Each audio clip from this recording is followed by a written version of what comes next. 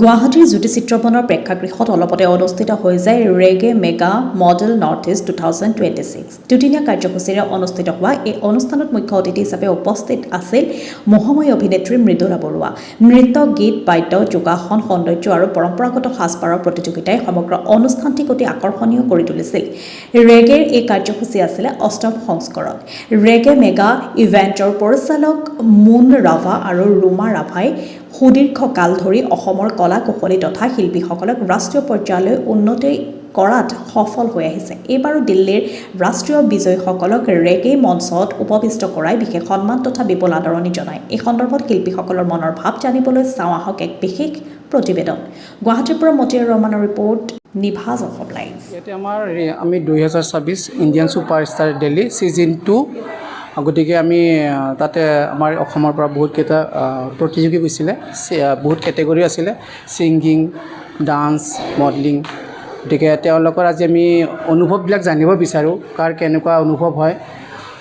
লগতে ইয়াতে মিছেছ আছে, ৰীণা বাইদেউ আছে, ৰীণা ফুকন, আৰু লগতে ডান্সত আছে নিবৃত্তিকাৰ, আৰু ব্ৰেণ্ড এম্বাচাডাৰ হিচাপে মডেলিঙত আছে আমাৰ আংগিৰিকা, তাৰপিছত আৰু আছে আমাৰ বাইদেউ পল্লৱী, তেওঁ ব্ৰেণ্ড এম্বাচাডাৰ হৈছিলে, উইনাৰ হৈছিলে তেওঁ ইণ্ডিয়া লেভেলত মিছত। আৰু ইফালে বনতি ৰাভাই বহুত ভিতৰীয়া অঞ্চলৰ তাই ছিংগিঙত উইনাৰ হৈছিলে, আৰু ব্ৰেণ্ড এম্বাচাডাৰ হৈছিলে আমাৰ হেলি। গতিকে তেওঁলোকক মোৰ ফালৰ পৰা গোটেইকেইটাকে মই বহুত ধন্যবাদ জ্ঞাপন কৰিছোঁ, আৰু তেওঁলোকৰ আজি এই অনুভৱটো জানিব বিচাৰিছোঁ। মানে গ্ৰাউণ্ডটো পাই পেলাই এনেকুৱা লাগি আছে মই বহুত ডাঙৰ মডেল হৈ গ'লোঁ। আৰু তাৰপিছত ফ্ৰেণ্ডছৰ লগত ফ্লেক্স কৰিব পাৰে। তোমাৰ নামটো কি ক'লা? হেলি চৰণীয়া। হেলি চৰণীয়া। আৰু তোমাৰ নাম বান্তি ৰাভা? বান্তি ৰাভা। আচ্ছা, বান্তি ৰাভা, কোৱা তোমাৰ কেনেকুৱা, তুমি দিল্লীত যে এবাৰ তুমি উইন কৰিলা, তুমি কিহত কেনেকৈ উইন কৰিলা, কেনেকৈ ছিংগিঙত উইন কৰিলা, কিমান পাৰ্টিচিপেণ্ট আছিল? হয়, নমস্কাৰ। পোনপ্ৰথমতে আমাৰ গোৱালপাৰাতে অডিশ্যন হৈছিলে, আৰু সেইটো অডিশ্যনত মই অডিশ্যন দিছিলোঁ, আৰু মোক চিলেক্ট কৰিলে দিল্লীৰ বাবে, আৰু দিল্লীত গৈ মোক উইনাৰ হৈছোঁ মই দিল্লীত, আৰু বহুত বেছি ভাল লাগিছে। তাৰ কাৰণে মুন ছাৰক আৰু ৰুমা মেম, কবিতা মেম, ইহঁতক মই ধন্যবাদ দিব বিচাৰিছোঁ। আচ্ছা, তোমাৰ কেনেকুৱা, তোমাৰ নাম? মোৰ নাম শেৱালী তেৰণ। শেৱালী তেৰণ। তোমাৰ ঘৰ? মোৰ ঘৰ ইয়াতে, আৰু নিজৰ ঘৰ গোৱালপাৰা। আচ্ছা, কোনে ইনস্পায়াৰ কৰে তোমাক? মা দেউতা? অঁ। আচ্ছা, কেনেকুৱা লাগিল দিল্লী? বহুত ভাল লাগিছে। কি ইভেণ্টত গৈছিলা তুমি? ৰেগে ডান্স ফ্ল'ৰৰ পৰা গৈছিলোঁ মই, ৰেগে মেগা মডেল। কোনে শিকাইছিল তোমাক? ডান্স মোক মোৰ গুৰু অজিত ছাৰ আৰু কবিতা মেম। আচ্ছা আচ্ছা, বাইদেউ আছে আমাৰ বৰকাতে। মই ডক্টৰ ৰীণা ফুকন বৰকাতে। দিল্লীত মই উইনাৰ হৈছিলোঁ মিছেছ গ্ৰুপৰ। মোৰ বহুত ভাল লাগিলে, কৰিছে মুন ৰাভা আৰু ৰুমা ৰাভাই, বৰ ভাল লাগিলে। ঠিক আছে।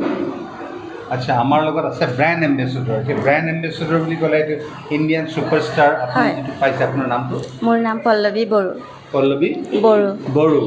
আচ্ছা, খুব ভাল লাগিছে। পল্লৱী, তোমাক কোনে শিকাইছিলে? শিকোৱা বুলিলে মই একচুৱেলি 2021ৰ পৰাই কৰিছোঁ মডেলিঙতে। মই মিছেছ কেটেগৰীৰে। Mrs category. আচ্ছা, তোমাৰ মানে তোমাৰ স্বামীয়ে তোমাক ইনস্পায়াৰ কৰে? হয়, ছাপোৰ্ট কৰে, সম্পূৰ্ণ সহযোগ কৰে।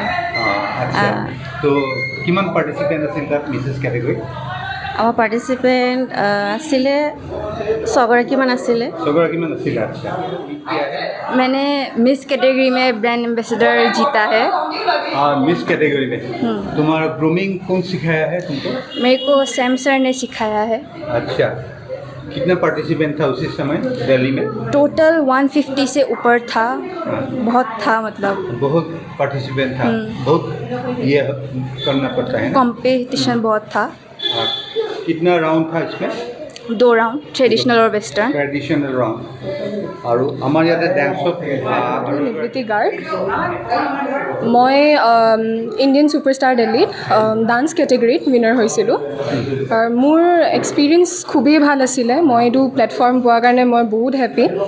স্পেচিয়েল থেংকছ মই দিম ডাইৰেক্টৰ, কো-ডাইৰেক্টৰ আৰু ফেশ্বন কোৰিঅ'গ্ৰাফাৰ মুন ছাৰ আৰু ৰুমা ৰাভা মেম আৰু ছেম ছাৰ। মই খুব মানে হেপ্পী কি মই এইটো প্লেটফৰ্মত গৈ পেলাই পাৰফৰ্ম কৰিব পাৰিলোঁ।